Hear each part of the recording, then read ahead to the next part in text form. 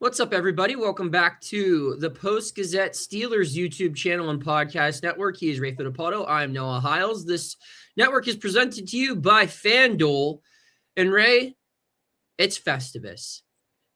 It's time to air some grievances, talk some feats of strengths. It's the holiday season. We're diving all in. But before we do so, I want to remind everyone that this show is presented to you by Pella. There's no better place to get windows and doors installed in your home than Pella, who can help you save on energy costs year-round. Schedule a free in-home consultation with your local Pella windows and doors to find the right product for your home and budget. Give us a call at 866-593-1560 to discuss your project further. That's 866-593-1560 to get started planning your new windows and doors installation with Pella Windows and Doors of Pittsburgh. So, Ray, like I said, this is going to be the Steelers Festivus show. I woke up at 7 this morning. I texted you immediately and said, "Are you a Seinfeld guy?" Look at you smiling. You were like, "I absolutely am." And you knew exactly where I was going with this show. Am I Kramer? Are you Mr. Costanza? Like, are we role playing or what? I would like to be Mr. Costanza for sure. If you're Kramer, that means you're going to leave halfway through, so please don't do that. Maybe you're like the boss who's visiting. Yeah, alongside behind me. I have my poll right here. We do not have to wrestle in front of this at the end of the show. So, but as anyone who loves Seinfeld knows, Festivus starts one way, and that's through an airing of grievances. Ray, I feel like you've got a lot of things that you want to say to these people. So why don't you go ahead and start it off? What is your airing of grievances for the Pittsburgh Steelers right now? Well, there's probably only one big one, and I think we all know what happened last night. The NFL handed down a 2-game suspension to DK Metcalf for what went on in Detroit, like a really strange scene, Noah. And, the funny thing is, like, a lot of people who were watching that game knew about it before the people who were reporting on the game in the press box, just because, CBS had a sideline reporter on the field. They had the camera footage, and we're just getting, like, second wind of it, like, what's going on? So a little bit of a strange thing for the reporters who were there. I don't know. No, like, I was expecting a 1-game suspension. A 2-game suspension, depending on how things work out on Saturday, could be a little bit interesting for the Steelers. If the Ravens find a way to beat the Packers, then the Browns have to find a way to beat the Browns, or the Steelers have to find a way to beat the Browns without DK Metcalf. Now, you're saying that should be easy. And listen, it might be. Like Shedeur Sanders is still their quarterback, but that's a really good defense out there. Myles Garrett's going to be motivated to set the sack record against TJ Watt and the Steelers. So it's a situation that didn't have to happen that could have some really could have a big impact on the Steelers. But as I wrote this morning, it could be a big deal and it could be no deal at all. We'll find out late Saturday night after the Packers-Ravens game. And I know it's been weighed in on this channel already, but I feel like it needs to be said again. This all could have been avoided, right? And I'm not going to sit here and try to dictate where the line is for any individual, right? But at the end of the day, that could have all been avoided by simply pointing him out to security and letting security handle it, like most other athletes tend to do. And the fact that I find this the most interesting with the Metcalf situation is the fact that he knew who this guy was before Sunday, right? Like you know what this guy's trying to do. He's trying to get in your head. He's trying to discombobulate you. And the fact that he was aware of this and then allowed it to happen, I think that is the most frustrating part of all of this. If you're the Pittsburgh Steelers, because it's like, dude, like this wasn't some spontaneous thing. You have a history with this individual, and it's kind of like when a player, always gets in a fight with the same, guy on the other team. Well, this is even worse because this guy doesn't play for anyone. He pays to watch you play. Yeah. And again, everyone has their own, triggers as to what sets them off, but not having, I guess, the thought of, all right, we know this guy's going to be here. We know he's going to try to say some stuff to get me off my game. Yeah. To not be prepared to maybe send someone over. And in mid-game to be doing that, I just think it's a bad look. That's the thing. It happened in the second quarter, or some people have reported like between the first quarter and the second quarter. But regardless, you're going over there in the middle of the game to confront a fan and to do what he did. It doesn't make any sense. And when you get down to it, Noah, it was an incredibly selfish thing for DK Metcalf to do. I mean, that's the bottom line. Mike Tomlin's going to address it today. I don't know what Mike's going to say, but I guarantee you what he tells us is going to be different from what he tells DK Metcalf and that team. I'm sure a lot of people on that football team are upset with DK Metcalf, for putting them in this situation now where they're going to have to play the final 2 games without their highest paid offensive player, a guy who's supposed to drive the offense. Now, I think they're playing so well right now that it might not matter against the Browns, but nonetheless, he's putting them in that situation. And again, to your point, for this to happen during the game. And, one other thing we should point out, and Mike Tomlin is going to be asked this today, is there somebody in the Steelers organization who should be monitoring fan interaction, player interaction on the sideline, that sort of thing? And also, where was the field security?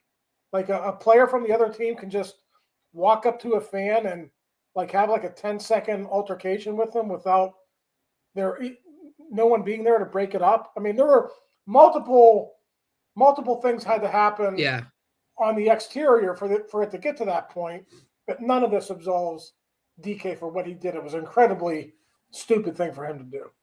Yeah, it's like you mentioned it. I mean, this team's rolling right now. It's won 3 straight. It could potentially clinch a playoff berth on Sunday, and one of its top players goes and does something like this to kind of derail the momentum. A quick grievance I'd like to air before we move on to the feats of strength. I have a grievance with just Omar Khan, simply because look at how different this offense is. Look at how different this offense is when they added MVS and Adam Thielen. They still don't have a number 2 receiver, but when they simply add a little bit of a veteran presence, guys who understand concepts a little bit better, probably who just are on the same page with Rodgers, more guys are open and they're putting up yards. I don't think it's a coincidence that when these two were added into the fold, it's been a different team since, because when the offense is extending drives and moving the ball more consistently, the defense plays better in return. It's kind of crazy how these two guys that no one else wanted made this team so much better. But now, I mean, so my grievance is, it just goes to show that this could have been the whole season had you just added a legitimate number 2 receiver in the offseason or during the trade deadline. And now without DK Metcalf, we're really going to have to see these guys be put to the test because, I mean, who's your number 1? Is it Adam Thielen is your number 1 receiver, a guy that they just he almost equaled his season total of receiving yards on Sunday? Yeah. I mean, listen, you could also add Mike Tomlin and Arthur Smith to that conversation because MVS was on the practice squad for how long? Right. 4 or 5 weeks before he got the call up. Now, Thielen's a different story. Thielen was waived. He was claimed. So he had to go on the 53 and play right away. And he's played great. I mean, I think he's been a great addition. And let's not leave out Scotty Miller. Calvin Austin gets hurt in that game. Scotty Miller comes in and makes 3 catches, including 1 where the degree of difficulty for him to get his 2 feet down there was just really, really impressive. And Aaron talked about this after the game. I think he was talking about Scotty, but I think it pertains to MVS and Adam Thielen as well. And he just said a pro's a pro is a pro. So he was talking about not having any reps with Scotty during the week because Scotty most of the time isn't deeply involved in the offense. He's dressing, but he's the backup punt returner. He's getting 3 to 5 offensive snaps per game. But he had to go in there because Calvin Austin injured his hamstring or his groin, I forget which. But he gets injured, and Scotty goes in there, and like that chemistry from training camp just picked up again. I mean, if you remember training camp, Austin was out for most of training camp. Yeah. Scotty was getting all the reps in the slot. And then when the season starts, Scotty kind of disappears. He goes away. He's like the number 5 or number 6 guy in that rotation. He's just not involved in the offense. So, like, for him to go in there and pick it up with Aaron, it just goes to show you what, like, having veterans on your team can do. And just really impressive stuff from Scotty. And, again, you're right. MVS and Adam Thielen coming in and doing what they're doing. They better be ready. We'll see what the stakes are in Cleveland Sunday after. It might be just a little pickup game with no meaning, or it might be a game where the Steelers really needed to win to lock up the AFC North and try to avoid that all or nothing game against the Ravens. So high stakes and could be great theater. One of those guys, 2 of those guys are probably going to have to step up and fill the void. Our grievances have been aired. We will do some feats of strength after this break.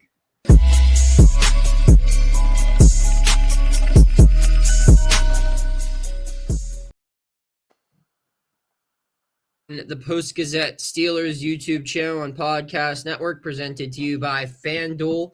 The Steelers are 3.5-point favorites on the road this Sunday against the Cleveland Browns. We're going to talk about some feats of strength that could lead them to victory. But before we do, we want to remind everyone that this show is brought to you by Goldberg, Persky, and White. If you were diagnosed with mesothelioma or lung cancer, call your local attorneys at Goldberg, Persky, and White. For over 40 years, our firm has represented thousands of lung cancer and mesothelioma victims.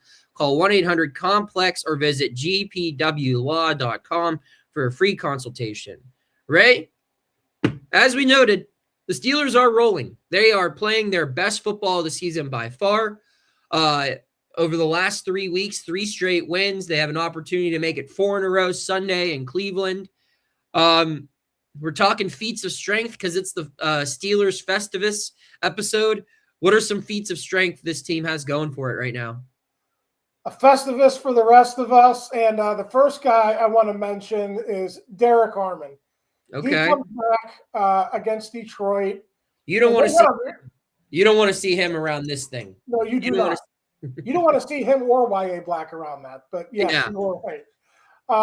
They played really well against the run against the Dolphins. Dolphins had 63 yards, but they really controlled that football game. Derrick Harmon comes back, and we all know what the numbers are, like when he's in the lineup against the run, when he's not in the lineup. They held the Detroit Lions to 15 yards on 12 carries, Noah. The Lions are the number 1 offense in the NFL. They are a top 5 rushing team in the NFL.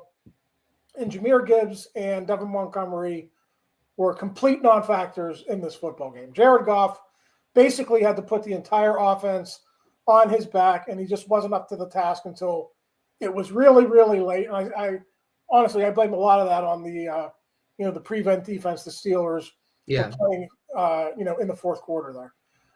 So Derrick Harmon, and let's give a shout out to the rest of that run defense. I kind of feel like he's having a quieter season than he did last year when he was named All-Pro again.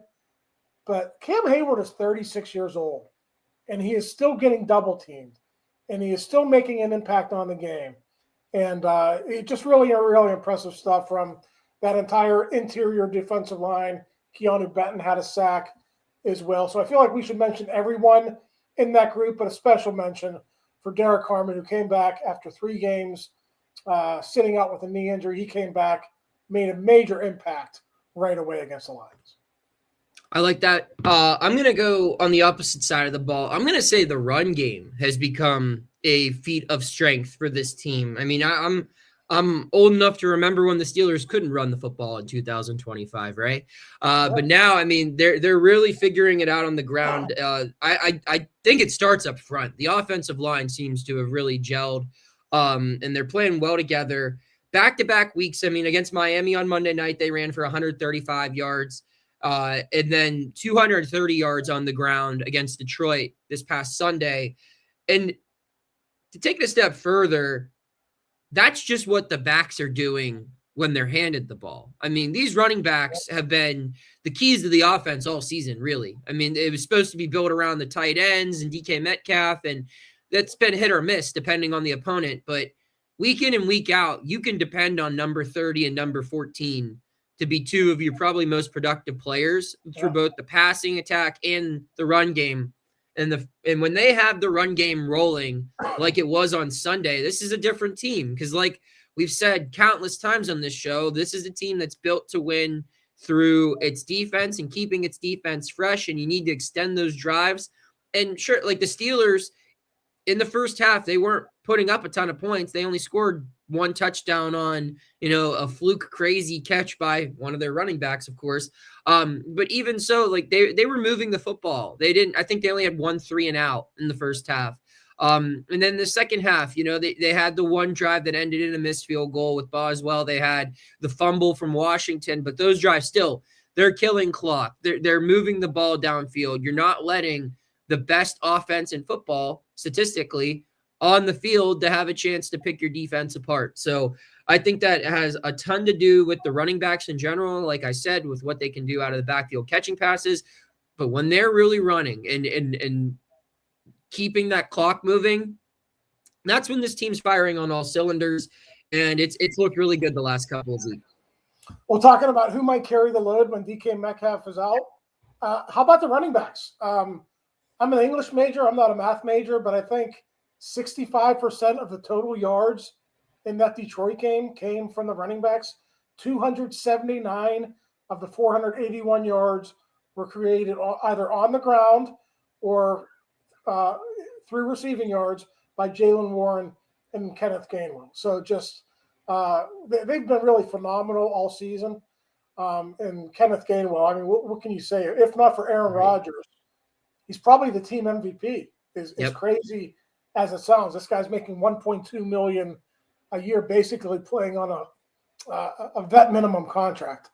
And one more point about the offensive line. And this is probably the most impressive thing about what they've done the last couple of weeks. Dylan Cook is now their starting left tackle, and he was fourth string and on the practice squad 4 weeks ago. Also, left guard Isaac Seumalo did not play in that football game. They ran a rotation with Spencer Anderson and Andrews Pete. Spencer Anderson, hobble, playing on a badly sprained ankle. Pete, coming off a concussion. And those guys go out, and there's not really any letdown. So the left side of the line, given the injuries, it could have been in shambles. But those guys really stepped up, and they were a big part of that effort in front of Jaylen Warren and Kenneth Gainwell as well. You said you were an English major. I was a communications major. So allow me to communicate that those figures that you just listed, all of them pretty good. The Steelers are rolling right now, and we're going to keep covering it. They play in Cleveland on Sunday. Keep an eye out for all of our coverage in the Post-Gazette leading up to that one. He is Ray Fittipaldo. I am Noah Hiles. We both wish you a happy holiday season, and keep tuning into more of our Steelers coverage here on the Post-Gazette Steelers YouTube channel and podcast network. Take care. Thank you for checking out this content from Post-Gazette Sports. If you watch this video on YouTube, please like the video and subscribe to our channel. For all of the sports coverage the Post-Gazette has to offer, visit post-gazette.com.